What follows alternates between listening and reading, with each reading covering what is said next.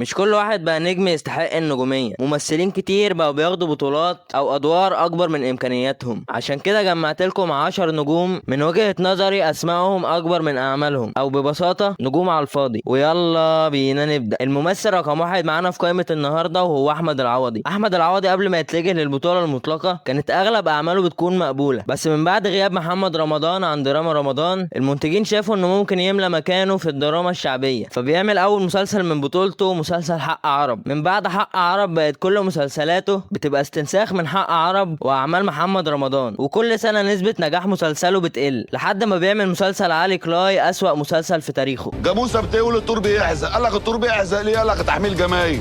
انت بتقول اتحداك تطلع لي اختلاف في شخصية احمد العوضي في كل مسلسلاته غير اسمه بس، وده دليل على ضعف قدراته التمثيلية. الممثلة اللي بعد كده معانا وهي ياسمين صبري. انا شايف ان حضور ياسمين صبري وشكلها كانت اهم العوامل اللي خلوها توصل للبطولة المطلقة بسرعة. حتى اول بطولة ليها في مسلسل حكايتي كان المسلسل معتمد على مجموعة كبيرة من النجوم حوالين البطل. بعدها بتعمل اسوأ عمل ليها مسلسل فرصة تانية، لدرجة انه كان طالع ترند وقتها من كتر ما هو وحش. بس في الفترة الاخيرة بدأت تطور من اختياراتها، مثلا بتعمل فيلم البعبع مع امير كرارة، كان فيلم خفيف ومش مطلوب منها تبين قدراتها التمثيليه فيه. بعدها بتعمل فيلم المشروع اكس مع كريم عبد العزيز اللي كان معتمد على الابهار البصري اكتر من الاداءات التمثيليه او حتى القصه، واتمنى انها تركز اكتر في اختياراتها بعد كده. محدش غير راضي بالحلو والوحش اللي فيك، ولا حتى شمس. انا اشتغلت معاك زمان وعمري ما قلت لك احنا بنعمل ايه ولمين، بس الطريق اللي احنا فيه ده ممكن ما نرجعش منه. الممثل اللي بعد كده معانا هو حسن الرداد. حسن الرداد من الممثلين اللي بحس ان كوميديته مش اقوى حاجه، بالذات في الاعمال اللي جمعته بايمي سمير غانم اللي انا بشوفها دمها تقيل جدا وبتضحكش خالص. بس اول ما بيبعد عن الكوميديا بيعمل فيلم حلو جدا ومن اكتر الافلام المظلومه، فيلم تحت تهديد السلاح مع عمرو عبد الجليل. اداؤه فيه كان حلو جدا والفيلم نفسه كان قصته مختلفه، وانا شايف انه لو بعد عن الكوميديا شعبيته هتزيد اكتر واعماله هتتحسن اكتر. مش عارف ايه اللي بيحصل لي، مش عارف انا بعمل كده ازاي. في جريمه قتل. قتل مين؟ الممثلة اللي بعد كده معانا وهي ليلى زاهر، اللي يمكن تكون هي أصغر اسم في حلقة النهاردة. وهي طفلة كان عندها خفة دم وحضور كبير جدا، وده شفناه من ساعة فيلم عمر وسلمى. انا عمال اعمل لك كده كده كده، انت مش فاهم اي حاجه، واقف زي اللقطه. بس اول ما كبرت الفرص الكبيره بدات تيجي بسرعه. في مسلسل الفتوه بتعمل اداء وحش جدا ومصطنع، بس الجمهور ما ركزش لانها كانت لسه في بدايتها. بعدها عملت دور مقبول في مسلسل في بيتنا روبوت بشخصيه ساره، وبرضه ما حدش ركز قوي لان المسلسل كان خفيف وادائها ما كانش اسوأ حاجه. بس لما عملت اول مسلسل من بطولتها المطلقه اللي كان مسلسل ولد وبنت وشايب، كان واضح جدا ان ادائها اقل من اللي حواليها، وكان يعتبر اشرف عبد الباقي هو اللي شايل المسلسل. لكن انا كنت محظوظه شويه يعني لما عرفت اسيب البيت عشان نقلت الجامعة، بس ماما واخواتي. بس مع كل ده هي تعتبر لسه في بداية مشوارها، ويا ريت تطور من الأعمال اللي بتختارها ومن طريقة تمثيلها بعد كده. الممثلة اللي بعد كده معانا وهي درة من الأسماء اللي بستغرب جدا إن هي بتعمل أعمال من بطولتها المطلقة أو حتى البطولة النسائية في أعمال مهمة، لأن أداءها التمثيلي أقل من كده بكتير. وبعد ما بشوف أي عمل هي مشاركة فيه بخرج من العمل ده مش فاكر أي حاجة من أدائها على طول ثابت مهما كانت الشخصية اللي بتقدمها. فمثلا بتشارك في مسلسل بين السماء والأرض، مسلسل حلو جدا مش واخد حقه خالص، بس بتكون هي اضعف حاجه في المسلسل كله. وبتعمل فيلم اسمه جدران من بطولتها المطلقه، ما نجحش خالص ومحدش سمع عنه تقريبا. والحاجه كانت صوت الخبط، كان شبه الحلم. بيت مقفول بقاله سنين والعنكبوت معشش فيه. الممثل اللي بعد كده معانا وهو علي ربيع، اللي في فتره من الفترات كان هو اشهر حد في نجوم مسرح مصر واكبر سبب لنجاحه، بس بسبب اعتماده على الارتجال في اغلب المسرحيات من بعد ما اتجه للبطولات المطلقه مستوى الكوميديا بتاعه بقى اقل بكتير، لانه بقى مضطر يلتزم بالنص المكتوب له. واحسن عمل ليه من بعد البطوله المطلقه مسلسل سك على اخواتك اللي كان مقبول لحد كبير. انت جايب لي الفور كاتس وتقول لي اخواتي؟ ده مستر صلاح مدير بنك جي اي. جي اللي بتروح وتيجي. ده انت راجل قليل الادب. امك اسمها رجب.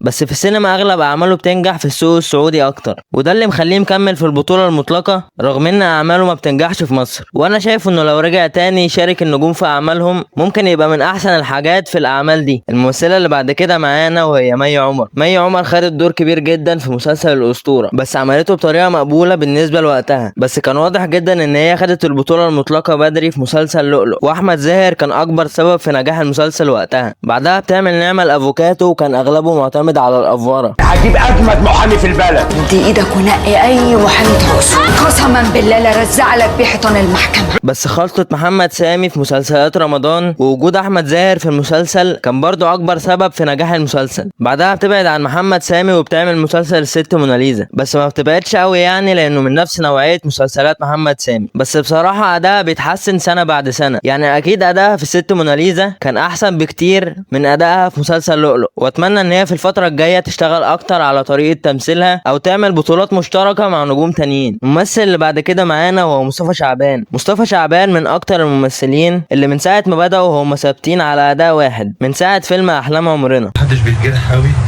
الا لما بيحب قوي، وحتى لما بيتجه للمسلسلات بتبقى اغلب قصص مسلسلاته شبه بعض، الراجل اللي بيحب الستات كتير وبيحاول يوقعهم، وبعدين بيتجه للدراما الشعبية ويعمل ملوك الجدعنة. بعدها بقى بيعتمد بشكل كبير على الوزن والقافية، من اول بابا المجال بشيل جبل على كتفي بالحب، ما بشيلش حبة رمل بالغصب. المعلم، انا نصحتك وانت براحتك. وحكيم باشا. هتيجي معايا في الصح ارحب بيك، هتيجي معايا في الغلط وارحب بيك.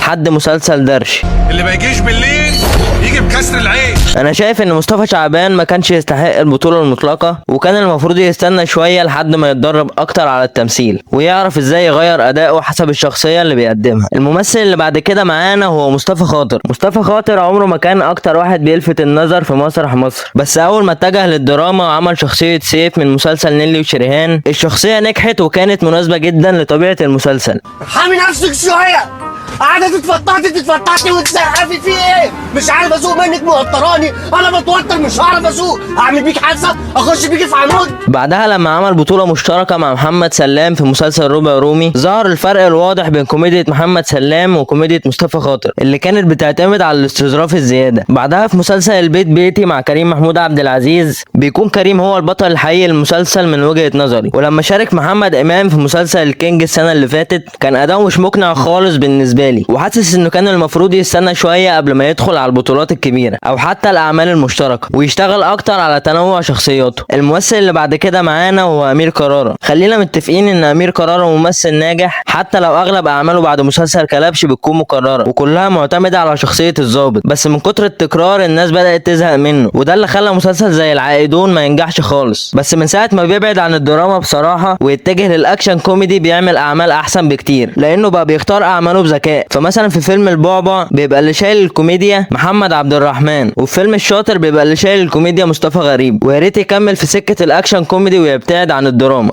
عصابات بتجري ورايا، نسوان بتجري ورا فتوح، وانت عم بتاكل لي بطيخ؟ ده انا وبس كده، ما تنساش اللايك والسبسكرايب، وانا متاكد ان بعد الحلقه دي في ناس هتدخل تشتمني وناس هتقول اخيرا حد قالها. سيب رايك في الكومنتات وقول لي مين اكتر ممثل متفق معايا في رايي فيه ومين اكتر ممثل شايف اني ظلمته. استنوني الفيديو الجاي وسلام.